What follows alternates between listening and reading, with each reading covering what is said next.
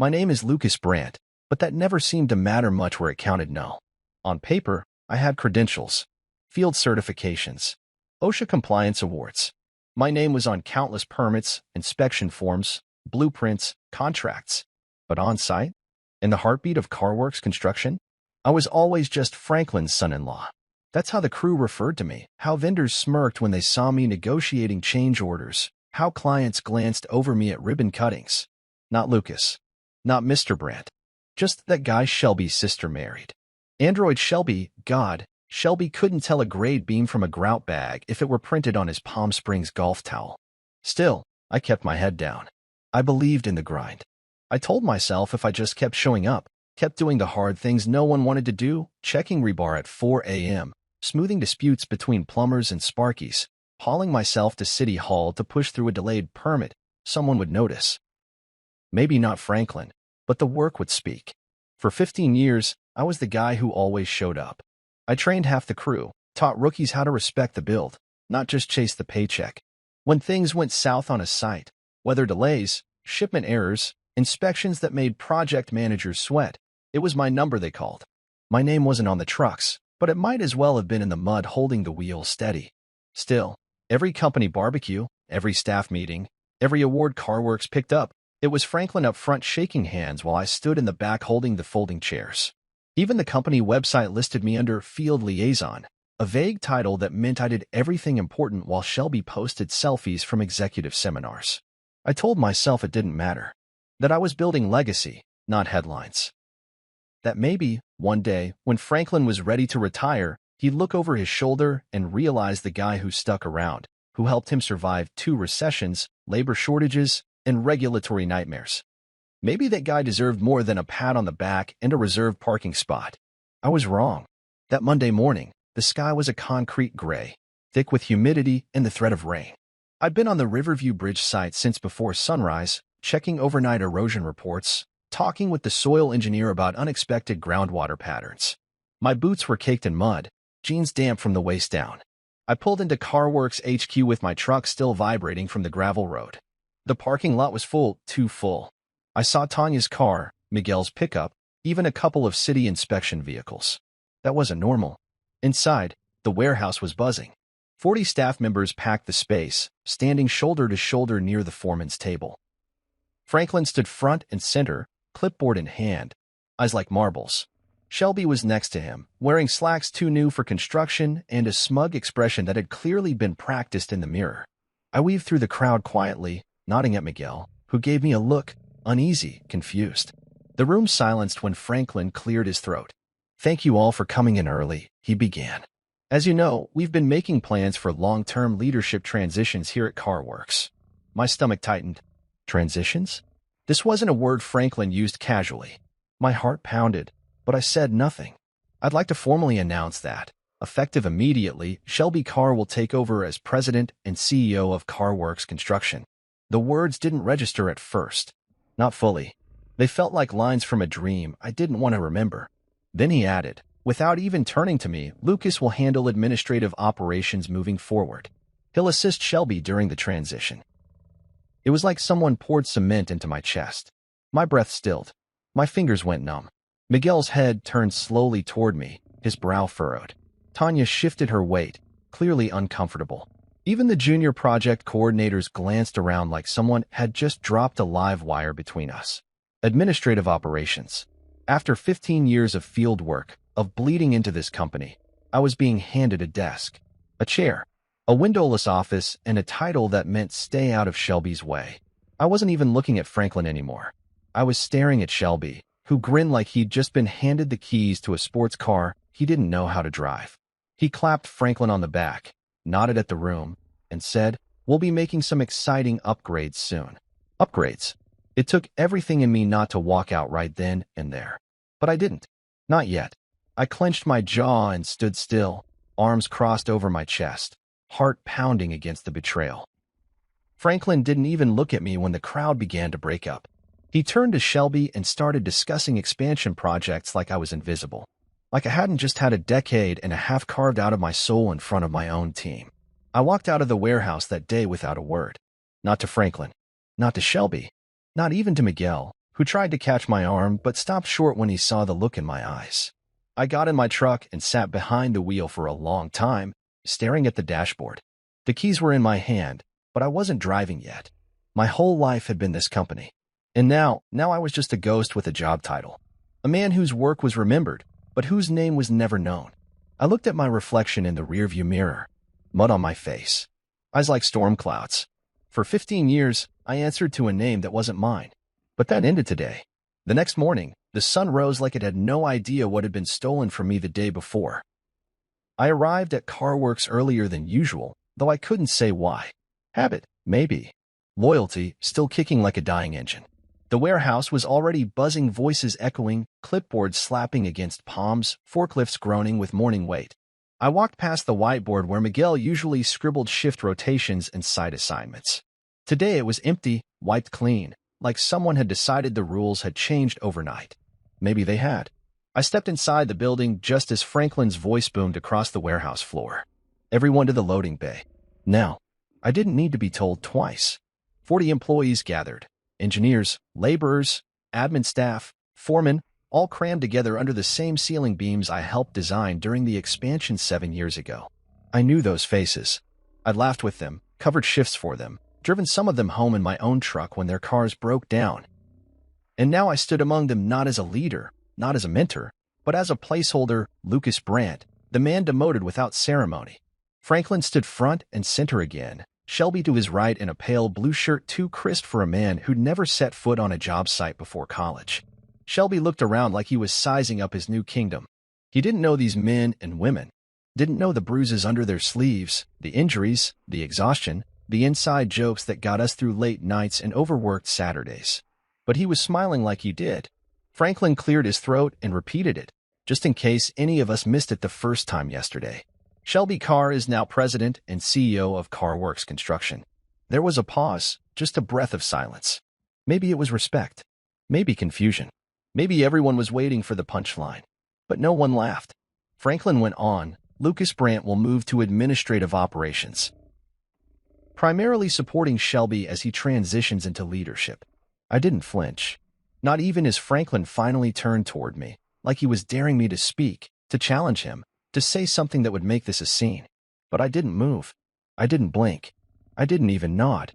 I just stood there, back straight, hands calloused and stained from a 5 a.m. foundation inspection out in Oak Ridge. While Shelby slept in and Franklin rehearsed betrayal in the mirror, I was out there with concrete beneath my boots and dew on my jacket, making sure their deadlines wouldn't collapse.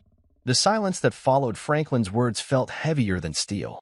Miguel shifted his stance beside me. I could feel the question radiating off him. His brow furrowed, jaw tight. He wasn't the only one. Tanya looked stunned.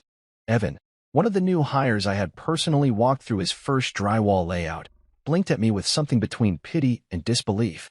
Even the junior project staff, those fresh from school, still learning the difference between design and reality, had their eyes flicker toward me, then away, like they were ashamed on my behalf.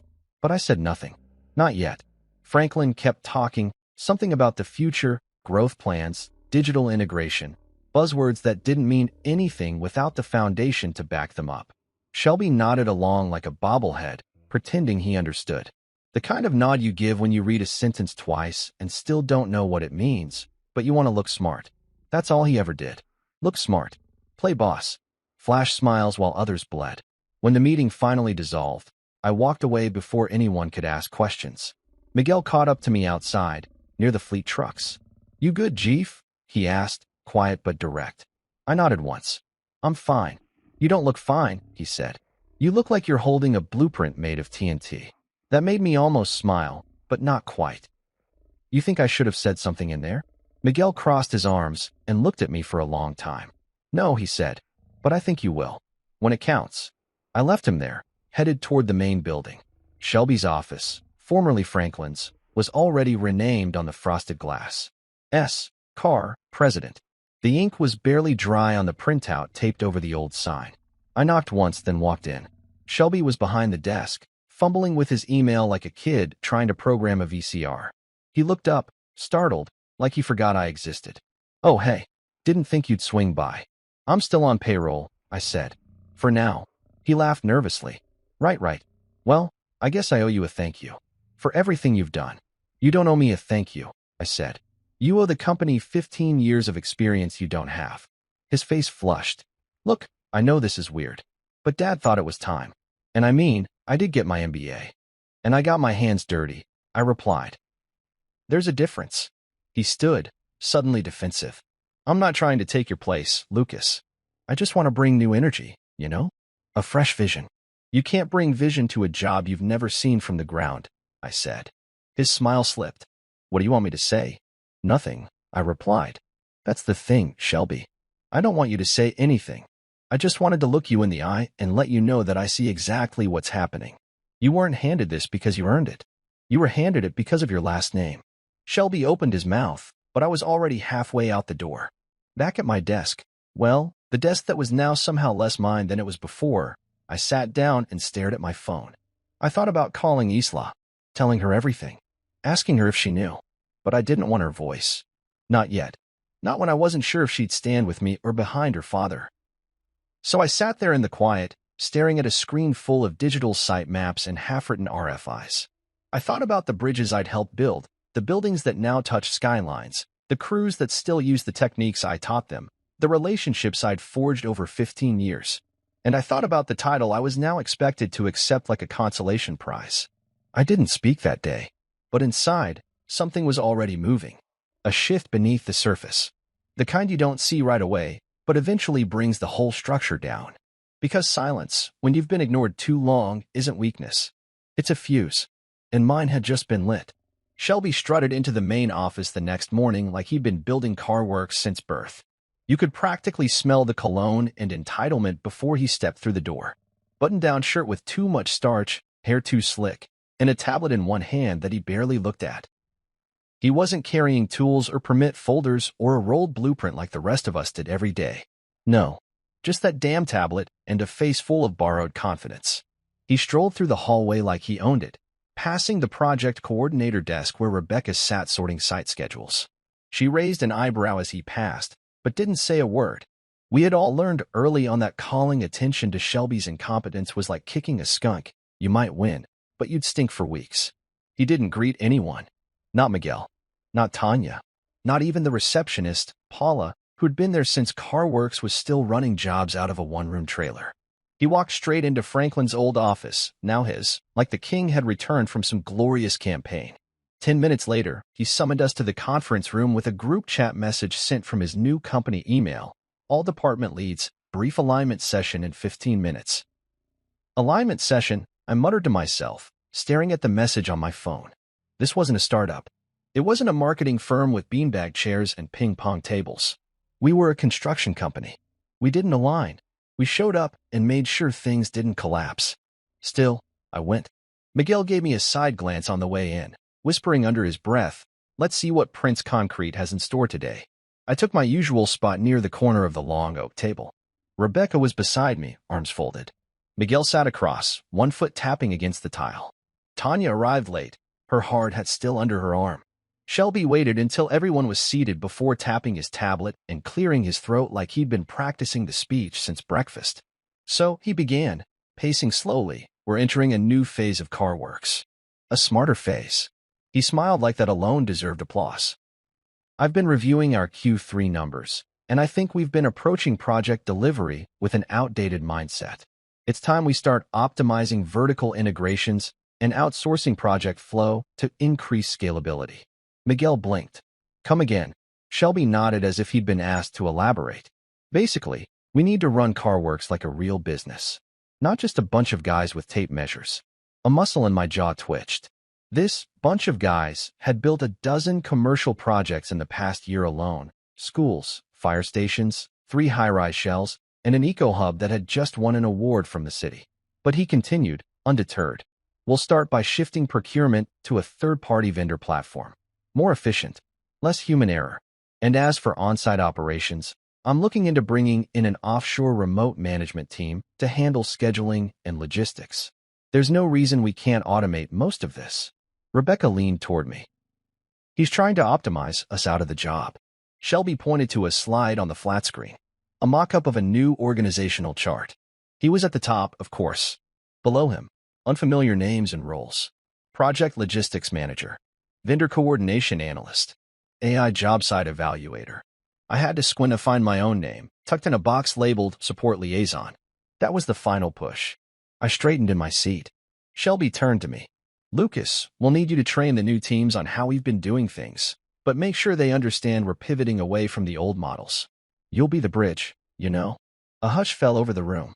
I could feel everyone watching me, Miguel holding his breath, Rebecca half smiling like she knew a storm was coming. Shelby stood there, still smiling, like a boy who thought he'd won a chess match with 2 pawns and a prayer. I looked at Franklin. He wasn't there. Of course he wasn't. He'd done his part, handed the keys to his son, stepped back, and let the rest of us sort through the wreckage. I looked back at Shelby, that smug, eager face, waiting for my obedience. I smiled. Calm. Slow. The kind of smile people mistake for agreement before they realize it's actually a trigger. No, I said. Shelby's brow dipped. No what? No, I'm not going to train Shelby. I'm not going to be your bridge. I'm here to resign. The words dropped like a steel beam onto concrete. Silence shattered across the table. Shelby's face froze in confusion. Rebecca covered her mouth. Miguel blinked. Tanya sat up straight, whispering, "Holy shit," under her breath. Shelby laughed once, nervous. You're not serious. I leaned back in my chair. 15 years of loyalty. 15 years of early mornings, busted knuckles, missed holidays, and bridges that won awards I never got credit for. And you hand the company to your son because he read a few business books? Yeah, I'm serious. Shelby looked like he'd been slapped with a blueprint. But Dad said it. Your dad gave me a job. I gave him stability, clients, growth. I gave him a company that didn't fold when the market tanked in 2010 and 2020. I gave him 15 years, and I'm not giving him one more day. Shelby opened his mouth to protest, but I was already standing. I don't owe this company another second, I said. Especially not when it's being handed off to someone who thinks concrete is a suggestion and not a science. Miguel stood too. Lucas. I looked at him. I'm good, Miguel. I'm just done. I left the room, the stunned silence still sitting heavy behind me. I walked down the hallway, past the framed project photos on the walls, half of which I personally delivered. I went to my desk, grabbed the few personal items I kept there. A photo of Isla and me from our 5th anniversary, a brass measuring scale from my mentor Rick who passed away 3 years ago, and a small leather notebook where I'd sketched solutions that saved projects more times than I could count. As I was walking out, Franklin was coming in through the front doors, phone in hand, deep in conversation. He looked up and saw me. Lucas, he said, smiling faintly, like he hadn't just let his son cut the legs out from under me. Big day, huh? Shelby's got vision. He's got words, I said. Not vision. Franklin's smile dimmed. You're not making this easy. I nodded. It was never supposed to be easy. It was supposed to be fair. He sighed. You're too emotional about this. No, I said. I'm just done being invisible. You should have known what would happen the moment you asked me to train the guy who's never lifted a beam. Franklin stepped aside, but didn't stop me. Maybe a part of him knew this was always how it would end. He just didn't expect it to be today. He didn't expect me to walk away without pleading, without yelling, without trying to bargain my value back. But that's the thing about people like Franklin and Shelby. They only notice loyalty when it's no longer theirs. Outside, the sun was high, the air thick. I sat in my truck with the engine off for a long while, just breathing. My hands trembled, but not from fear.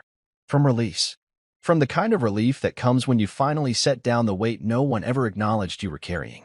I didn't know what I'd do next, but I knew one thing for certain. Whatever I built from here on out would have my name on it. Not Franklin's. Not Shelby's. Mine. Because when the hammer finally drops, it doesn't care about your last name. It cares about WH. He shouted, slamming his palm against the desk that I had practically built with my own sweat. The old man's face was flushed to deep red, as narrowing like I was some entitled intern who didn't know the cost of a beam or the difference between pressure-treated and composite decking. But I didn't flinch. Not this time. No, I said, standing tall on legs that didn't tremble. You gave me a job. I gave you 15 years of stability. Clients who stayed because they trusted me. Growth because I pushed when the rest of the industry pulled back. I was the structure beneath your facade. Franklin's breath came in hard puffs, like he'd just realized the foundation under his empire had cracked, and I wasn't going to patch it anymore. His hands trembled, The whether from age or fury, I couldn't tell. His lips parted like he had more to say, but all that came out was a muttered scoff as Shelby strolled in like a toddler who wandered into the wrong room at a family reunion. "What's the big deal?" Shelby asked, his voice light and condescending, brushing invisible lint off his shirt cuff. "You're still here, right? It's not like we fired you." That tone, that smug, clueless tone.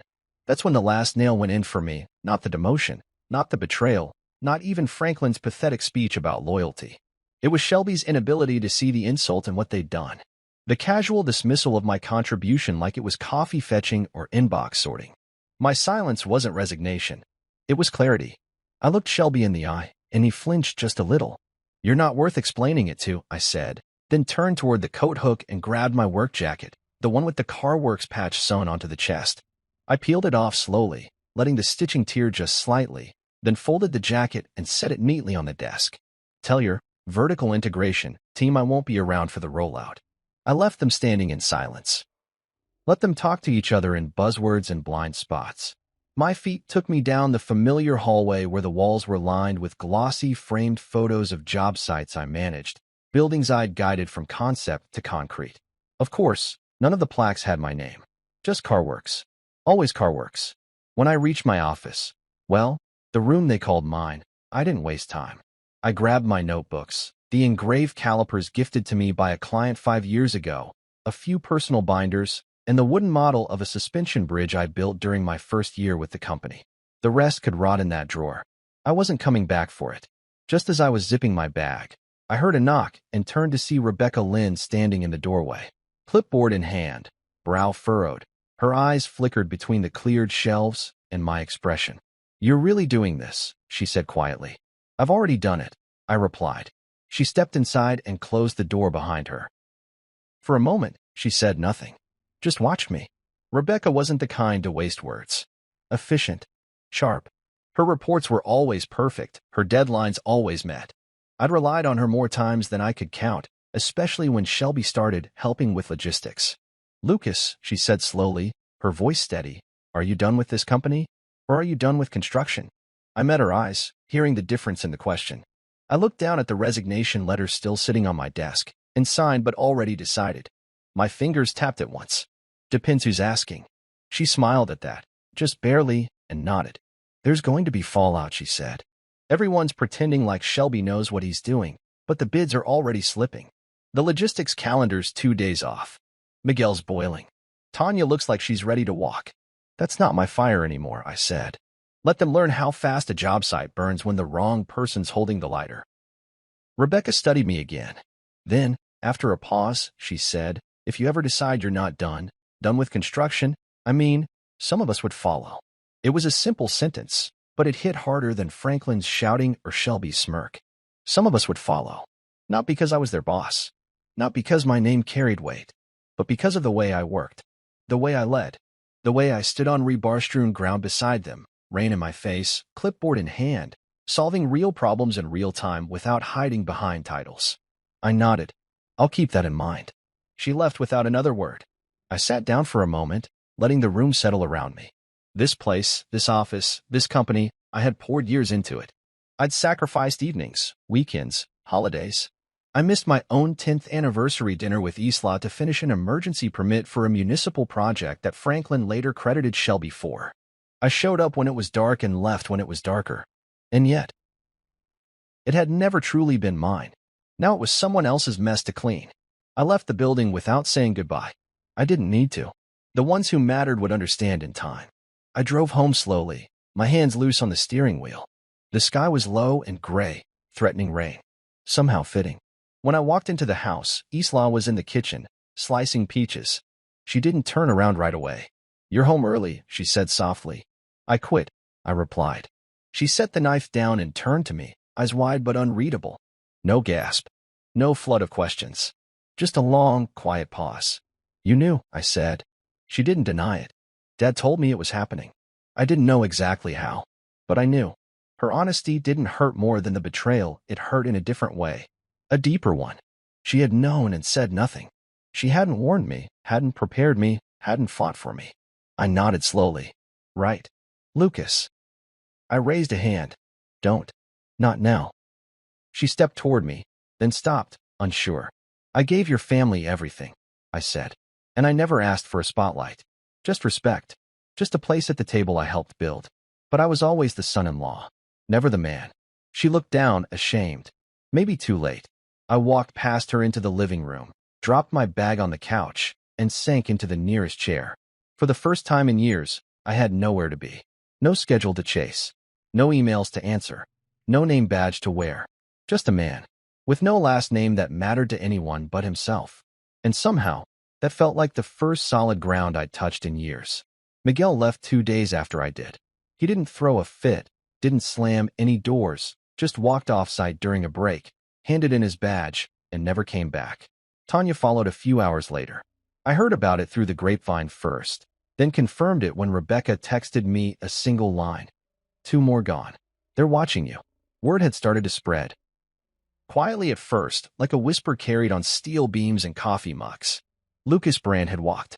Not stormed out. Not burned the place down. Just walked. And in this industry, when someone who built a company leaves without drama, people pay attention. Because they know it's not emotion, it's math. People like me don't leave unless we've already added up the cost. I didn't gloat. There was nothing to gloat over. I didn't want CarWorks to fail, even if it was falling apart like a half-poured foundation. What I wanted was truth, and now that I was gone, it was surfacing fast. Project managers were calling me privately. Subcontractors were checking in, pretending it was small talk. Even old vendors I hadn't worked with in years were asking if the rumors were true. Had I really left? Was Shelby in charge now? Did I have something else in the works? At first, I said no. Just living. Just figuring it out. But the more I heard about how Shelby was running things, cutting corners, missing bid deadlines, hiring low-ball contractors, the more I realized the people reaching out weren't just curious. They were looking for a way out too. One afternoon, I was at the hardware store picking up some lumber for a backyard pergola I'd been planning to build for over a year but never had time to touch. My phone buzzed. Unknown number. I ignored it. Then it buzzed again. Same number. On the 3rd ring, I answered. Lucas Brandt, the voice asked. Familiar, crisp, but I couldn't place it right away. Speaking. It's Marshall Vane. I stopped walking. Marshall Vane was the kind of client that made or broke companies. Owner of Vane Properties, developer of over 30 mid-tier office parks and commercial strips across the state.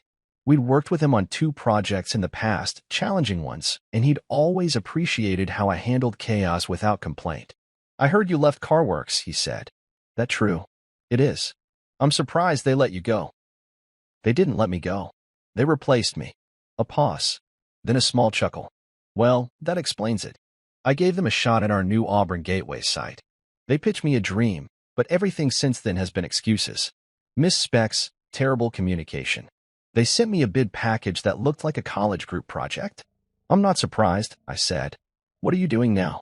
Building a pergola, I said dryly. He laughed. Well, if you ever start your own thing, something with your name on the trucks, call me first. I'm interested. He hung up before I could respond. That night, I didn't sleep.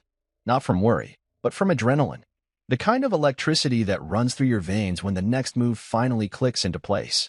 I stared at the ceiling until sunrise and then did what I hadn't done in over a decade. I sketched. Not a pergola. Not a bridge. A business. I made calls. Quiet ones. Rebecca met me for coffee that afternoon. She didn't ask what I wanted. She already knew. When I said the words, I'm thinking of starting my own outfit, she nodded like she'd been waiting for it. I'm in, she said. As long as I don't have to sit under fluorescent lights all day again. Next was Miguel. I met him at the old diner off Route 9. We used to eat there during site checks. He brought 2 of his best crew guys with him. One of them, Ray, was a wizard with grading. The other, Nico, didn't talk much but had a reputation for never missing a finished date. You sure you're not just pissed at Franklin? Miguel asked between sips of burnt coffee. I said. Now I'm just ready. He smiled. Then let's get to work. We needed an engineer. I called Tanya. She didn't hesitate. About damn time, she said. I've been getting dumber listening to Shelby try to explain modular framing principles to me like I didn't go to school for this. Rebecca helped secure the paperwork. I leased a double-wide trailer on a patch of commercial dirt a mile outside the city. No sign, no paint, just enough space for a table, a printer, and a mission. We called it Brandt Build Construction. Simple, Honest. No frills. My name, my work, and nothing I didn't earn.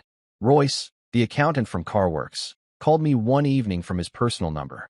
I know it's a risk, he said, but I'm tired of balancing books for people who think Excel formulas are a strategy. If you're serious, I'll come with. I'm serious. In less than 2 weeks, we had a skeleton crew. No investors. No marketing firm. No fake buzzwords. Just people who knew what they were doing, ready to work with someone who actually respected what they brought to the table. Then Marshall called again.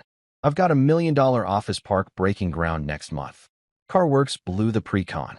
You want it? I don't have a full fleet, I admitted. No branding. No firm reputation yet. I don't care about logos. I care about delivery. I care about not having to check every email twice to make sure someone didn't miss a code requirement. I exhaled. I'll take it. You'll need bonding, he said.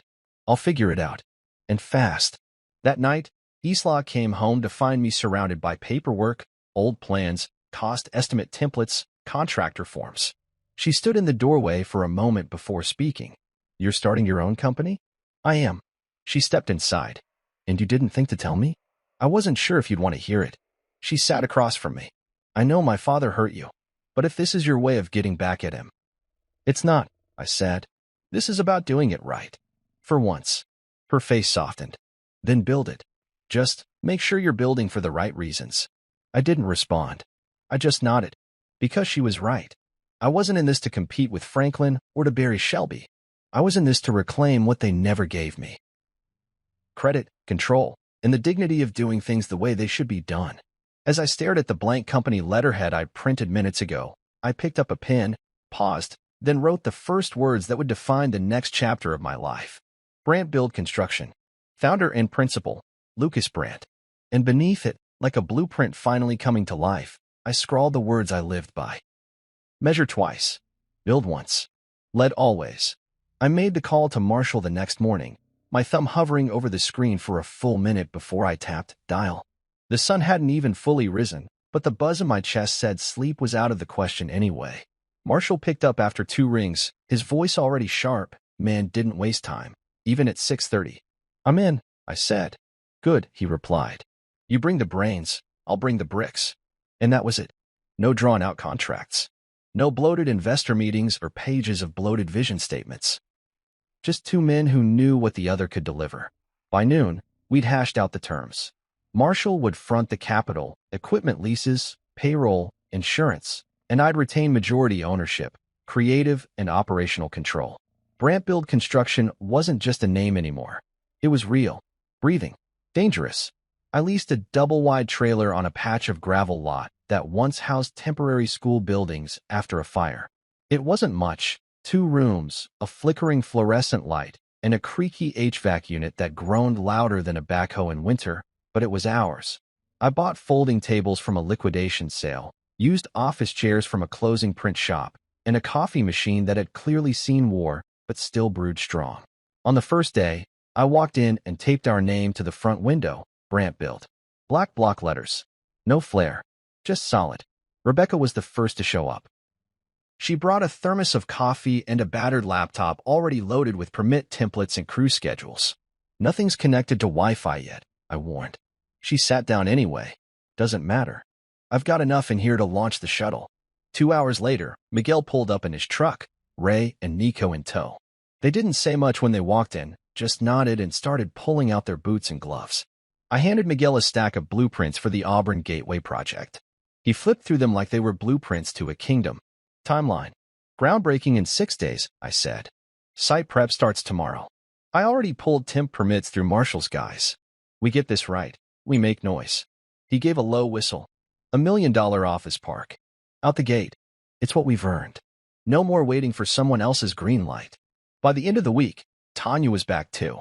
She pulled into the lot in her old Ford, the bumper still zip-tied from the last snowstorm. She climbed out and tossed me a roll of drawings before I even said hello. Mechanical plans, she said. Spend all night reworking the HVAC routing. Shelby's version would have failed city code in 4 places. You're not even on payroll yet, I said. She shrugged. Thought I'd start early. It was like the bones of a company started materializing out of dust. We didn't have uniforms, just matching hard hats I bought in bulk. We didn't have a logo, So Miguel's wife painted our name on a plywood sign out front. We didn't have a website, but Rebecca built a Google Drive folder called Stuff That Matters and started tracking every permit, every schedule, every invoice by hand. We were raw, bare, but we moved like a seasoned unit. Because we'd done this before, under someone else's name, someone else's control. And now? Now we were building the thing we always thought construction should be: honest, skilled, dependable. Without the politics. Without the nepotism. Without Franklin and Shelby hovering over our shoulders with clueless checklists and fake smiles. 3 days before we were due to break ground on Auburn Gateway, I got a call from Royce.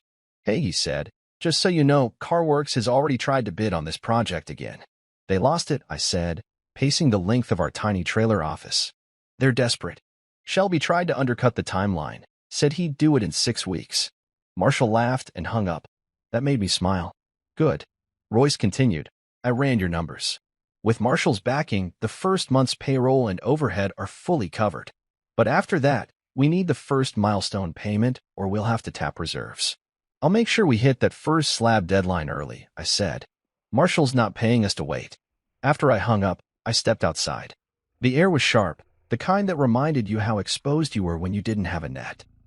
Our lot was still just gravel and weeds, but I could already see what it was going to become. I saw steel, glass, movement. I saw our name, my name, on cranes, on signage, on crew jackets. Later that evening, I went home to Isla. The house felt different now. Not tense, just quieter. She was at the table grading papers. Her expression neutral, not cold, not warm. "How was day 1?" she asked. "We signed on 3 more subs. Tanya's back." Royce ran the numbers. "It's happening." She nodded, but didn't look up. I sat down across from her. "Are you worried?" She hesitated. "I'm watching." "Watching what?" "You. Who you become now that you're in charge." That stung, but I understood it. Maybe she still wasn't sure if this was a move of pride or of purpose. Maybe she still had one foot planted in the house of Carr. I didn't blame her. But I also knew this. Brant Build wasn't about revenge. It was about presence. It was about finally showing up for myself, after a decade of showing up for everyone else. The next morning, I drove out to the Auburn Gateway lot. Dirt, flagged stakes, and a portable toilet. It looked like a mess to anyone passing by. But I stood there smiling, Miguel and Tanya by my side, the sun cutting through the trees like a promise. Miguel clapped me on the back. "You ever think we'd be the ones signing the checks?" "Only every time Shelby told me to fetch coffee," I said. We laughed, and then we got to work. We poured the first footer at 8:12 a.m., 3 minutes ahead of schedule. That's when it hit me. This wasn't the beginning of a company. It was the beginning of a standard. And I'd be damned if I let anyone break it. While we were pouring foundation and framing futures, CarWorks was slowly collapsing under the weight of its own arrogance. I didn't celebrate it. I just watched. Closely. The silence from their end said everything. No spin campaigns. No fake announcements. Just missed calls, sloppy mistakes, and projects limping through delays they didn't understand. It started with the Goldwood Plaza site. I knew that job backward. I'd scoped it from the moment it was a concept sketch. Conducted soil test. Towed boots twice a week. The first report I got came from Tanya's old friend at City Planning. Goldwood had failed a structural inspection. Foundation spacing was inconsistent. Beam supports were undercalculated. Concrete orders had been shorted. But instead of delaying the pour, Shelby had greenlit it and told the crew to stretch the mix. Stretch the mix. Like it was cookie dough. Unbelievable, Miguel muttered when I told him. That site was flawless 6 months ago. "I know," I said. "It's like watching someone burn down a house you built with your bare hands." And it didn't stop there. Their Westgate Mall expansion project missed a zoning meeting. Their primary site coordinator quit without notice. I heard from Royce that 2 vendors had pulled out of long-standing contracts after late payments and inconsistent specs. Franklin was still trying to play Emperor from the shadows, but Shelby had the controls, and the boy was flying blind. Then, one rainy Tuesday afternoon, my phone rang. Unknown number again. I almost let it go to voicemail, but something in my gut told me to answer. "Lucas."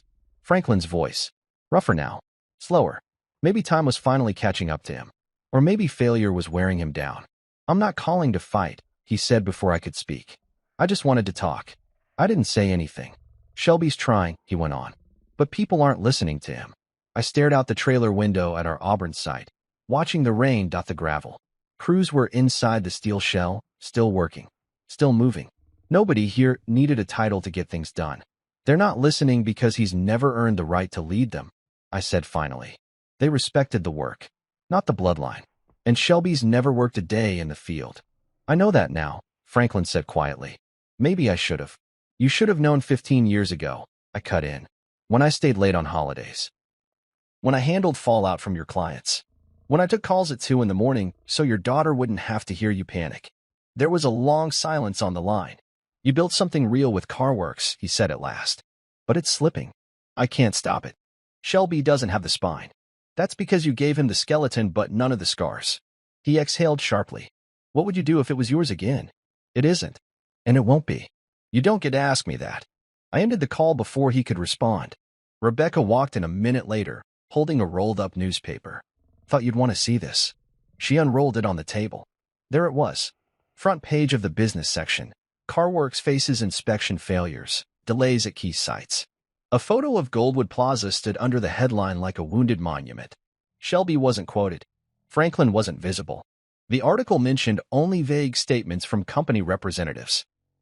I read it once, then again. Want me to frame it? She asked. I shook my head. No. Let it be what it is, truth.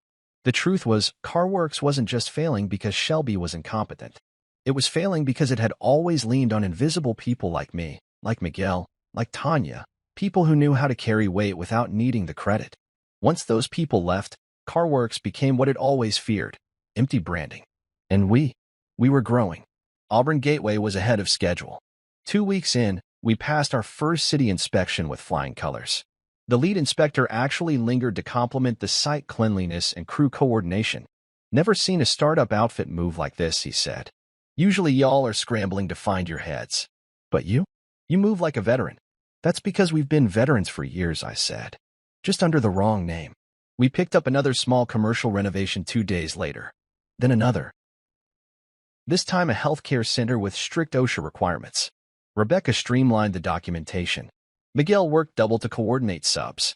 Tanya re-engineered HVAC layouts with budget-saving efficiency that had our client offering her a job directly. This is different, Tanya said one night, packing up after a long day. Feels clean. Feels earned. I nodded. Because it is. Every phone call from a former CarWorks vendor now started the same way. Heard what you're building. Got room for one more. People were migrating, not because I was a great salesman, but because they could finally feel respected again. Because Brand Build didn't trade competence for family names. One morning, I walked the site with Marshall. The steel bones of Auburn Gateway rose around us, and crews buzzed like a machine we'd oiled ourselves. You seeing this? He asked. I see it every day. He smiled. CarWorks tried to rebid the tenant improvement side of this project. Offered to do it cheaper. I told them we already had a contractor. Let me guess, you didn't say my name. Nope. Just said we'd already found the guy who showed up when it mattered. That stuck with me long after he left. I wasn't trying to crush CarWorks. I wasn't trying to wear a crown. I just wanted to build without having to shrink. And now, finally, we were doing that. The cracks in CarWorks weren't just structural. They were spiritual. They mistook loyalty for leverage. And when that loyalty left the building, there was nothing left but polished glass and a hollow name. Brand Build had none of that polish. But we had guts. We had each other. And we were rising steel, sweat, and purpose. One poured slab at a time. He showed up just after sunrise. I was at the Auburn Gateway site, standing by the framing crew, checking alignment on the east wall when I saw the black SUV pull into the gravel lot. Clean. Out of place. Franklin Carr stepped out wearing the same gray wool coat he always wore to groundbreakings, back when they still invited me to those. He looked smaller than I remembered. Older. Like someone had drained the certainty out of him. He didn't ask permission to walk over. Just did. Boots too new for a job site.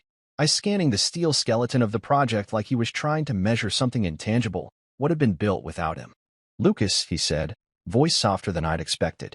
You have a minute? I glanced at Miguel, who raised an eyebrow but said nothing as he kept working. I gestured toward the trailer. 5 minutes. Inside, the heater hissed and the coffee pot gurgled. Franklin looked around like he expected to see something more sophisticated. But this was at 2 tables, stacked plans, and a crew that knew how to deliver. You're doing well, he said, finally sitting. Word is you've picked up 3 jobs in less than a month. 4, I corrected. Signed the 4th this morning. Medical build out in Southridge. He nodded slowly. Impressive. I leaned against the cabinet, arms folded. Why are you here, Franklin? He sighed, the kind of sigh that carried more than exhaustion. It carried regret. I made mistakes, he said. When I passed the company to Shelby, I thought I was protecting what I built, keeping it in the family. You passed it to someone who didn't earn it, I said flatly. You chose blood over backbone. And now you're here because the walls are collapsing. He didn't deny it. CarWorks is in trouble, he admitted. Shelby's lost 2 key clients. 4 subs have pulled out. And the bank is watching us. I knew all this. Not because I'd gone digging, because people couldn't wait to tell me. Every misstep, every fumbled job, every permit denial. They weren't just failures, they were signals. And people had stopped ignoring them. I need your help, Franklin said. I shook my head, already feeling the answer bloom in my chest like a final breath. No. I'm not asking you to come back as an employee, he said quickly. I want you to return in an advisory role. Help stabilize things. Guide Shelby quietly. Be the man behind the curtain again. I laughed. Not loud. Just the kind of bitter, breathless sound that meant everything in me rejected the offer before I could even articulate it. You want me to clean up your mess, I said. In silence. Again. Not silence. Just, let me ask you something, Franklin. If Brand Build hadn't taken off, if I were sitting at home angry and unemployed, would you be here offering an advisory role? He didn't answer. You came here because I proved I didn't need you, I said. And that's the only reason you suddenly remember my value. He leaned forward, hands flat on the table. I'm trying to fix what's broken. You're too late. He blinked. You'd really let CarWorks fall? I walked to the window and looked out.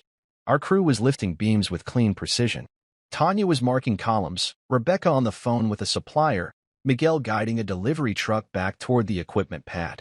I gave CarWorks everything, I said, still watching the team. 15 years. My 20s. Half my marriage. My name never made it on the trucks, but I was there every damn morning before the coffee brewed. He stood slowly. I thought you wanted to lead. I wanted to build, I said. I wanted to earn my place, not be given it because of a last name. And now I have. He hesitated in the doorway. If you walk away from this offer, it's permanent. It already was. I didn't follow him out. I didn't shake his hand. I watched from the window as he stepped back into that polished SUV and drove off without looking back. The next morning, Marshall emailed me a new bid opportunity, a downtown renovation project for a major tech firm. $5 million. Full design built. High visibility. The kind of project that puts your name on maps, not just clipboards. The email was simple. This is yours if you're ready. I clicked the file, scanned the scope, skimmed the requirements. Then I sat back in my chair and stared at the Brand Build logo Rebecca had designed last week. Still rough, still evolving, but mine. No hesitation. I hit reply. We're ready. Rebecca walked in just as I sent it. New project? I nodded. 5 million. Downtown. Her eyes widened. That's big. Yep. You scared? I smiled. I've been scared since the day I walked out of CarWorks. But I've also never felt more sure of anything. She grinned and walked back to her desk, already firing up spreadsheets and task lists. Outside, the crew didn't even know yet. But I knew what it meant. This was the line in the dirt. The moment CarWorks became the past and we became the present. Franklin offered me a seat behind the curtain. I chose to build the stage instead. And now, they'd all see who really carried the weight all along. The wind whipped across the Auburn Gateway site that morning, sharp and fast like it had somewhere to be. I stood near the east-facing slab, watching Miguel direct a crane operator as steel beams hovered in the air like carefully orchestrated choreography. We were 4 weeks ahead of schedule. Again, Tanya's ductwork was running smoother than any inspector expected, and the city had just passed us on electrical rough-in without a single correction note. Our subcontractors were showing up early. Our clients were smiling. Even the coffee machine in the trailer worked better than it had any right to. Brand Build wasn't just succeeding. It was soaring, and we were still hungry. The calls came in daily now. Inquiries, RFPs, small developers, corporate projects, people who remembered my name from the CarWorks days, and people who'd never heard of me until now, but who wanted in. There was no logo-plastered truck fleet, no jingle on the radio. Just results. Honest work. delivered without excuses. I walked the site with my hard hat tucked under one arm, boots crunching over gravel. Crew members waved. Some I'd worked with for a decade. Others were new, but already moving with the rhythm of the Brant build culture, one built not on fear or legacy, but on pride and earned trust. Rebecca met me near the container office, a newspaper in hand. She didn't speak, just held it out, folded to the business section. I took it with a raised brow. "Thought you should see it," she said. I unfolded the page and read the headline. CarWorks files Chapter 11 bankruptcy, leadership sites, external challenges, and market conditions. There was a picture beneath it, Franklin's building with its proud old sign, now faded and slightly tilted. A smaller subheading mentioned key personnel exits, operational delays, and client attrition. Shelby's name was nowhere in the body of the article. Neither was mine. But between the lines, I could hear everything that wasn't being said. I didn't smile. I didn't feel triumphant. I just felt still. This was never about revenge. I didn't start Brant Build to bury CarWorks. I started it because I couldn't survive being invisible anymore. Because 15 years of showing up for a name that never saw me was long enough. But that headline, that quiet fall, meant something. Not just as validation, but as closure. I passed the paper back to Rebecca. "No need to pin that one up." "You sure?" she asked. "You earned this." "I didn't build Brant Build despite them," I said. "I built it so I'd never have to go back to being someone else's leverage." She nodded slowly. Still, poetic. It was. In a way. I stepped into the trailer, where Tanya was unrolling schematics for our next job, a library remodel in Edgewood. She was already arguing with the supplier over an HVAC delay, flipping between plans and budget allocations with effortless command. Royce sat at the back corner, crunching payroll numbers for our new hires. "We good on the Mason bid?" I asked, leaning into the space. Royce gave a thumbs up without looking up. "Sent this morning. Tight numbers, clean scope. They'll say yes." Tanya didn't even glance up from her plans. "The new guys start Tuesday. I'll walk them through duct install. No drama. No drama." I wanted to frame that. Everything we did now was grounded in trust and ability. There was no management trying to climb over us. No executives second-guessing what they didn't understand. There was only momentum, and the determination not to let what we were building get contaminated by the rot that brought CarWorks down. Later that afternoon, I stood out near the north side of the site as the sun began to dip. The framing crew had wrapped early, and the tools were packed. I lingered, looking over the skeletal outline of a building that was rising because of belief, mine, theirs, ours. Miguel walked up beside me, sipping a bottle of water. "You see the article?" he asked. "Yeah. Feels weird, right?" "Yeah." He let out a long breath. "I mean, we knew it was coming. But still, CarWorks was the giant." "It was never a giant," I said. "It just had a long shadow." He looked at me sideways. "Think Franklin saw it coming?" "He built on loyalty he never earned. Eventually, that foundation cracks." We stood in silence for a while. "You think Shelby's still in there, trying to fix it?" he asked. "No," I said. "He never knew how to fix anything. He only knew how to inherit." Miguel nodded. "You're not gloating. I thought you'd gloat." "What for?" I shrugged. "They handed me silence." I answered with structure. "They gave me limits. I gave myself freedom." He smiled. "You gave us something too." I didn't answer that. Just kept watching the sun roll over steel and sky. Later that night, I drove home, the radio off, the windows down. I didn't call Isla. Didn't tell her about the article or the calls I was getting about expansion or the new bid requests stacking up in our inbox. I just drove with the quiet knowing that I had done what I set out to do. Not just leave CarWorks, but outlive it. At home, the porch light was on. Isla was grading papers in the living room, a glass of tea beside her. She looked up when I walked in. Not surprised. Just calm. "They filed?" she asked. "Yeah." She nodded once, then turned the page in her binder. "You okay?" "I am." She closed the binder slowly, rested her hand on top. "I know what it cost you, Lucas. All those years. All that quiet." I sat across from her, the old chair creaking under me. "It wasn't wasted," I said. "It just took me a while to stop waiting for permission." She reached out, touched my hand lightly. "So what now?" "Now."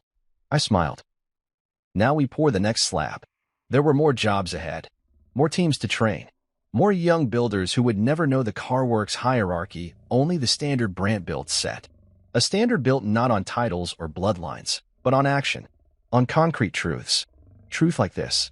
If you build with integrity, people will follow you, even when you start with nothing.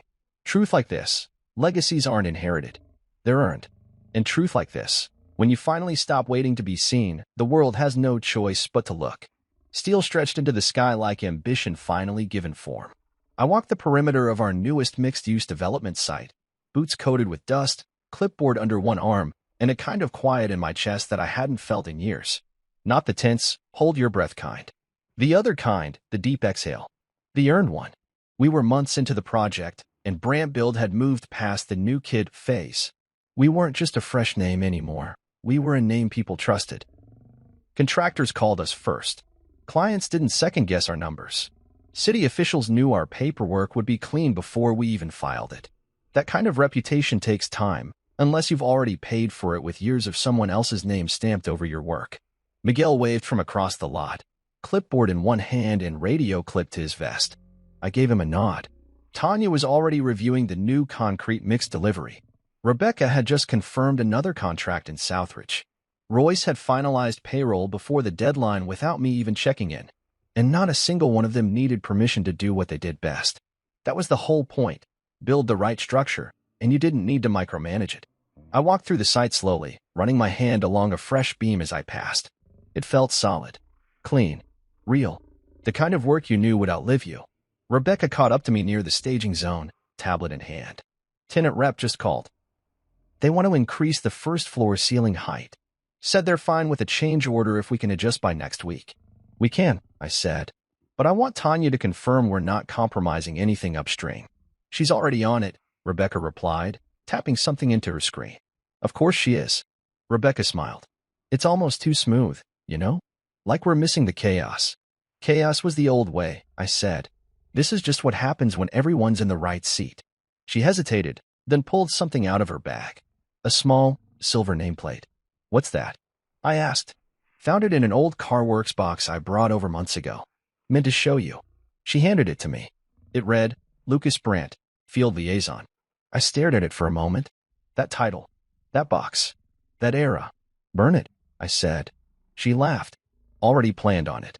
I slipped the plate into my pocket anyway.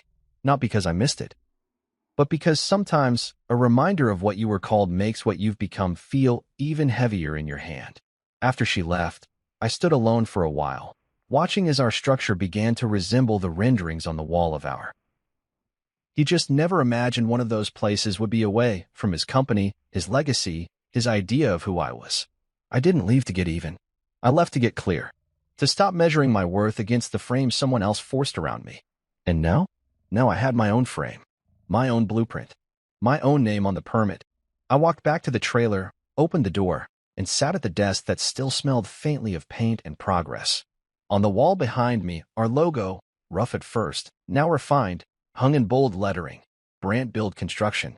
I looked at it for a long time, then reached for the small wooden sign I'd carved myself after we landed our first job. On the back, I'd etched 4 simple words. Earned, not inherited. Always. I smiled. Because this wasn't just a company. It was a standard, and I would never hand it to anyone who hadn't bled for it the hard way.